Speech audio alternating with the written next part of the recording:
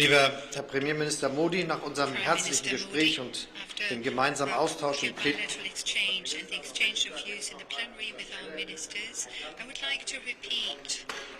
that I extend a very warm and cordial welcome to you to Berlin.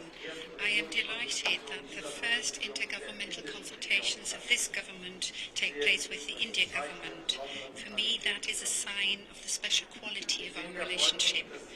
No less pleased am I at the fact that your first trip abroad after a longer period without travel brings you to Germany. And hopefully we will be having you as our guest back soon. I invited you as our guest to the G7 summit end of June to Elmau, and we look forward to welcoming you back to Germany. We are ready to continuing and deepening the close cooperation with India on global issues, and also to expand it, because that is what is important. During our 6th Indo-German intergovernmental consultations, we also focused on global issues, and these consultations help us deepen our relationship. India is a central partner for Germany in Asia in economic terms, security policy terms, and climate political terms. More than 1,800 German companies have recognized India's potential. They are active in India and have helped create hundreds of thousands of jobs. Our companies are well aware of the locational advantages of India, a big market, high potential for growth, and an impressionability to innovate. The higher education and science sector too is a good indicator for the ever closer integration of both our countries. More than 7,000 Indian students are studying at German universities and higher education institutions. They are very welcome, above and beyond studies in Germany. Our consultations, as everyone is aware, are taking place in a dramatic global situation. Through its attack on Ukraine, Russia has violated fundamental principles of international law.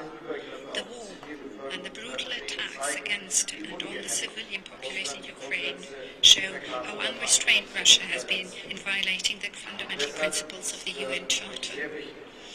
Thus, I repeat my appeal to Vladimir Putin: end this war, end this senseless killing, withdraw your troops from Ukraine. The importance of a rule-based order is illustrated to us and impressed upon us by this war. We agree on the fact that borders should not be changed through the use of violence, and that the inviolability of borders and the sovereignty of nations has to be universally accepted. We talked about this in greater detail, the Prime Minister and I. What needs to be done now is to ensure that we achieve a better future together, not by waging wars against each other, but by pursuing economic growth and development together. What is clear is that the Indo-Pacific belongs to the most dynamic global regions, and at the same time it is confronted with a number of conflicts and challenges. Thus, Germany is going to maintain and further intensify, where possible, its varied commitment on the ground. India is amongst the very important partners of ours here. The world can only develop well if we are clear as to the fact that future relations in the world will be characterized and marked by many countries, not by a few powerful countries and nations, but by many important countries. The rise of many countries is what has become important. India numbers amongst those countries that are of greatest importance with regard to this perspective, not only because it is the country with the biggest population, but also because of the part it plays and the share it has in the global economy. Which goes to say that we need to develop this global cooperation in such a way that it is not only characterized and marked by many, but also expresses a multilateral approach. And that is a very important point for us in Germany. This means that we make sure that what links some of us, democracy that is, a constitutional state, the rule of law, is something where we recognize one another. And I'm not referring to a few countries, but I speak globally here. This makes cooperation so important. Thus, I'm pleased that I have partners like Indonesia and India, and also on the African continent's countries that pursue the same approach. We have to realize that democracy is an interest of mankind, and this is something that links us and towards which we bear a responsibility. Now, when we look to the importance that India is going to have in the future economically, but also as regards population growth, it is obvious and clear that India plays a key role when it comes to global climate change and tackling the consequences. The cooperation that we are engaging in this area is broad, and I look forward and I'm pleased that we've been able to sign a number of joint declarations of intent, like the one that we have signed just a minute ago. This is about climate protection, which is ever so important.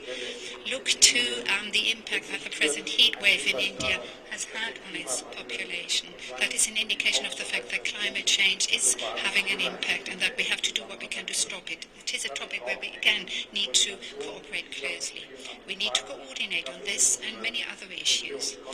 And this is the purpose of our intergovernmental consultations.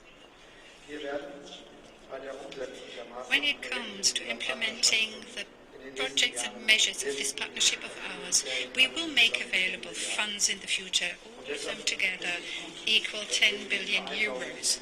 Thus, it is good that the ministers have agreed on a number of cooperation agreements here. They've agreed on cooperating areas such as agricultural ecology, development cooperation, forest restoration, but also on activities in the field of renewable energies, and the solar partnership between India and Germany has played a prominent part, as has our cooperation on green hydrogen.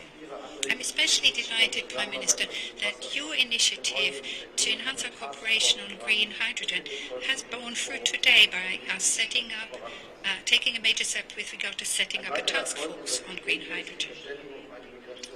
Another success of our bilateral exchanges today is the agreement on a migration and mobility partnership, which allows us to benefit from the enormous potential of migration and skilled labour to both our countries' interest and benefit. This goes to show that our relationship is not only broad and intensive, but it is also based on a deep sense of trust. Prime Minister, thank you very much for having come to Berlin today. Thank you for your personal commitment, which has made it possible for us to have a successful exchange of views today. And I look forward already now to the next intergovernmental consultation in 2 years' time in New Delhi. Thank you.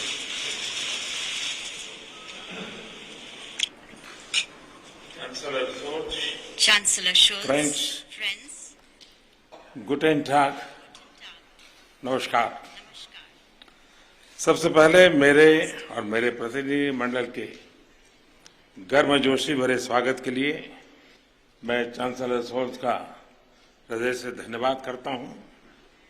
मुझे खुशी है कि इस वर्ष की मेरी पहली विदेश यात्रा जर्मनी में हो रही है। इस वर्ष के शुरुआत में किसी विदेशी लीडर के साथ मेरी पहली टेलीफोन वार्ता भी मेरे मित्र चांसलर शोल्ज के साथ हुई थी। चांसलर शोल्ज के लिए भी आज की भारत जर्मनी आईजीसी इस वर्ष की किसी भी देश के साथ पहली आईजीसी है। ये कई फर्स्ट दर्शाते हैं कि भारत और जर्मनी दोनों ही देश इस महत्वपूर्ण पार्टनरशिप को कितनी प्राथमिकता दे रहे हैं। लोकतांत्रिक देशों के तौर पर भारत और जर्मनी कई कॉमन मूल्यों को साझा करते हैं। इन साझा मूल्यों और साझा हितों के आधार पर पिछले कुछ वर्षों में हमारी द्विपक्षीय संबंधों में उल्लेखनीय प्रगति हुई है। हमारी पिछली आईजीसी 2019 में हुई थी। तब से विश्व में महत्वपूर्ण परिवर्तन हुए हैं। कोविड-19 महामारी ने वैश्विक अर्थव्यवस्था पर विनाशकारी प्रभाव डाला है। हाल की जियोपॉलिटिकल घटनाओं ने भी दिखाया कि विश्व की शांति और स्थिरता कितनी नाजुक स्थिति में है और सभी देश कितने इंटरकनेक्टेड हैं। यूक्रेन के संकट के आरंभ से ही हमने तुरंत युद्ध विराम का आह्वान किया और इस बात पर जोर दिया था कि विवाद को सुलझाने के लिए बातचीत ही एकमात्र उपाय है। हमारा मानना है कि इस युद्ध में कोई विजयी पार्टी नहीं होगी, सभी को नुकसान होगा। इसलिए हम शांति के पक्ष में हैं। यूक्रेन संघर्ष से उत्पन्न उथल-पुथल के कारण तेल की कीमतें आसमान छू रही हैं। विश्व में खाद्यान्न और फर्टिलाइजर की भी कमी हो रही है। इससे विश्व के हर परिवार पर बोझ पड़ा है, किंतु विकासशील और गरीब देशों पर इसका असर और गंभीर होगा। इस संघर्ष के ह्यूमैनिटेरियन इम्पैक्ट से भारत बहुत ही चिंतित है। हमने अपनी तरफ से यूक्रेन को मानवीय सहायता भेजी है। हम अन्य मित्र देशों को भी अन्य निर्यात, तेल आपूर्ति और आर्थिक सहायता के माध्यम से मदद करने की कोशिश कर रहे हैं। आज छठी आईजीसी में से भारत जर्मनी भागीदारी को एक नई दिशा मिली है। इस आईजीसी ने एनर्जी और एनवायरनमेंट दोनों क्षेत्रों में हमारे सहयोग को महत्वपूर्ण गाइडेंस दिया है। मुझे विश्वास है कि आज किए गए निर्णयों का हमारे क्षेत्र और विश्व के भविष्य पर सकारात्मक प्रभाव पड़ेगा। आज हम Indo Germany partnership on green and sustainable development launch कर रहे हैं। भारत ने ग्लासगो में अपने क्लाइमेट एम्बिशन को बढ़ाकर विश्व को यह दर्शाया है कि हमारे लिए ग्रीन एंड सस्टेनेबल ग्रोथ एक आर्टिकल ऑफ फेथ है।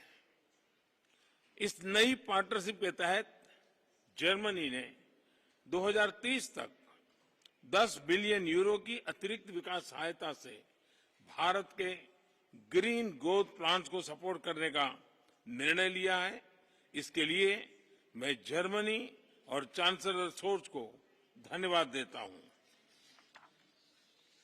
हमारे कॉम्प्लीमेंट्री स्ट्रेंथ को देखते हुए हमने एक ग्रीन हाइड्रोजन टास्क फोर्स भी बनाने का निर्णय लिया है। दोनों देशों में ग्रीन हाइड्रोजन इंफ्रास्ट्रक्चर को बढ़ाने के लिए में यह बहुत उपयोगी रहेगा।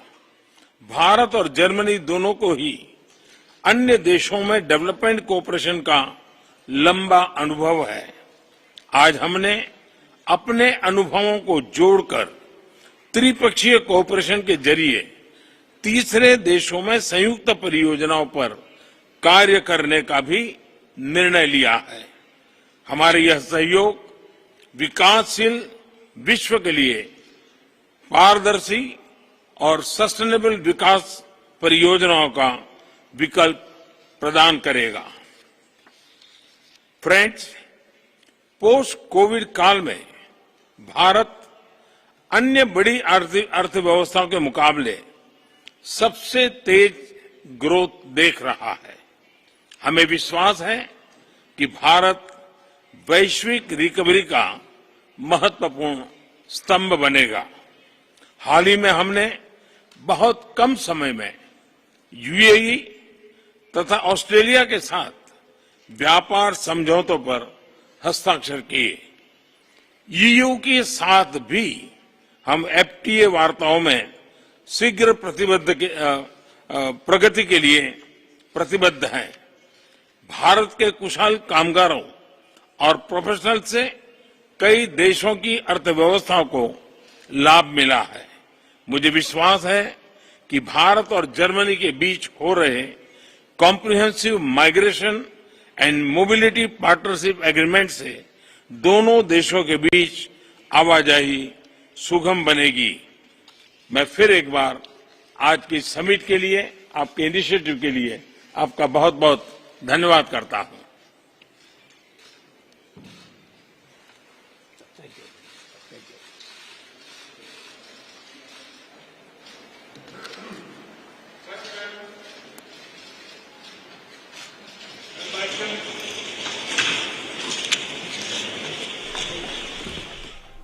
तो ये सीधी तस्वीरें आप देख रहे थे जर्मनी से, बर्लिन से, जिसमें सीधे तौर पर भारत और जर्मनी के बीच जो कि सतत ऊर्जा की साझेदारी को लेकर अहम समझौता हुआ है और उसकी अहम बातें जो प्रधानमंत्री नरेंद्र मोदी ने अभी कही वो हम आपको बता देते